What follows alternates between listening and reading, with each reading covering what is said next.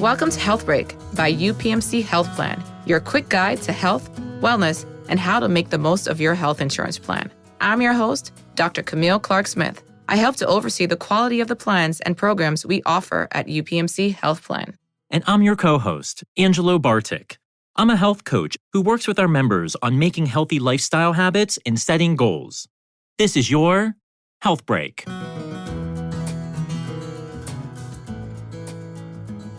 Hey everyone, it's Angelo Bartik. Today, Dr. Maria Guyette talks about how we can prepare for the upcoming flu season. Dr. Guyette, thank you so much for spending some time with us today. Thanks so much for having me. To get started, can you tell us a little bit about the flu? Sure. The flu is a respiratory illness caused by the influenza virus. Respiratory illnesses are usually caused by viruses that infect the nose, the throat, and sometimes the lungs. So those are what we refer to as the respiratory tract. They are spread through the tiny droplets that you make when you cough, when you sneeze, when you talk. When you are coughing and sneezing and talking and breathing, you are sharing those tiny droplets with the folks around you. So the folks around you can pick those up either by standing close to you or by touching surfaces that you may have touched and then touching their face. So if you rub your eye, you can get the illness that way. Flu symptoms are usually more intense than a common cold, so you may have other body systems affected as well. Sometimes people experience muscle aches, a headache, nausea, vomiting, diarrhea, or fevers. Now, we know about the flu vaccine as a way to help protect ourselves. But why do we need a flu vaccine every year? That's a great question. So every year, the influenza virus changes. The way a virus works is that it's constantly making copies so that it can spread. And every time it makes one of those copies, it has the opportunity to introduce a mutation. A mutation may not do anything, but sometimes those mutations can make the virus easier to transmit to other people. Whether it makes them last longer outside your body, or whether it makes them possible to spread farther, or whether it makes it possible for them to make people sicker so they can make more copies of the virus.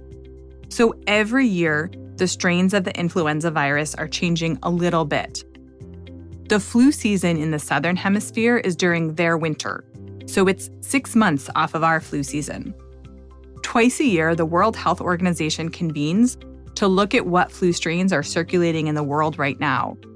And the Southern Hemisphere looks to us in the Northern Hemisphere to figure out how to make their next flu vaccine. And we watch what they're experiencing to figure out how to make our next flu vaccine. That's some really helpful information. Can you tell me who is eligible to receive a flu vaccine?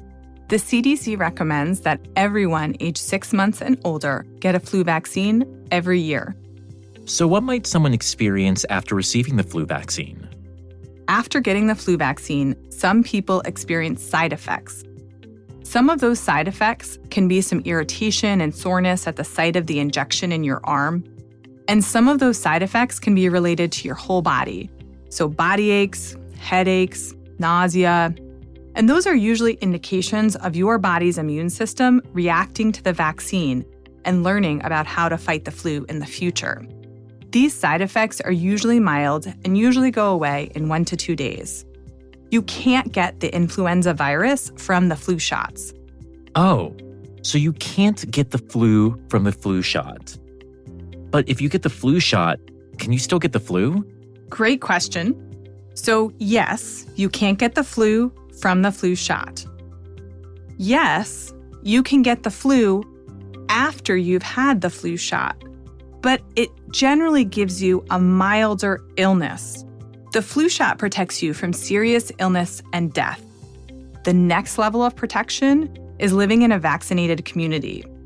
So it's really important for you to still get your flu vaccine every year. And make sure you are up to date on your COVID vaccine too. If you feel comfortable sharing with your family and friends your reasons why you got those vaccines, maybe you'll help them learn a bit more, because a vaccinated community is protection for us all. In addition to staying up to date on our flu vaccine, what are some other ways that we can prepare for flu season? So like we talked about, the flu spreads in shared spaces. So when it's spreading in those shared spaces, there are some things we can do to make it less likely that each of us is going to get the flu. So the first one is hand washing, making sure that you have hand sanitizer and soap readily available to wash your hands more frequently during flu season. Since we are talking about shared spaces, one of the other things we can do is mask when we're in close spaces. So if you're riding the public transit during flu season, it's helpful to have a mask on.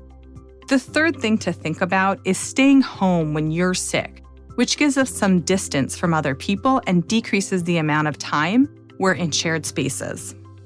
Thank you so much, Dr. Guyette, for taking a health break with us today and talking about how we can prepare for the upcoming flu season. Thanks so much for having me.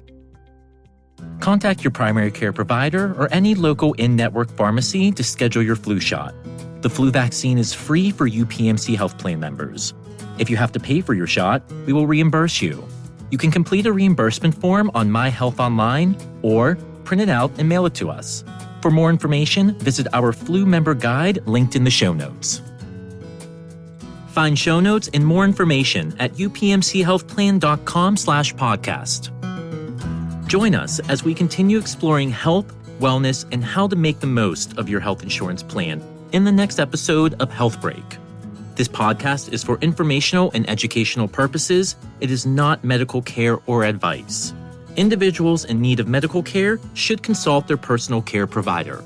Views and opinions expressed by the host and guest are solely their own and do not necessarily reflect those of UPMC Health Plan and its employees.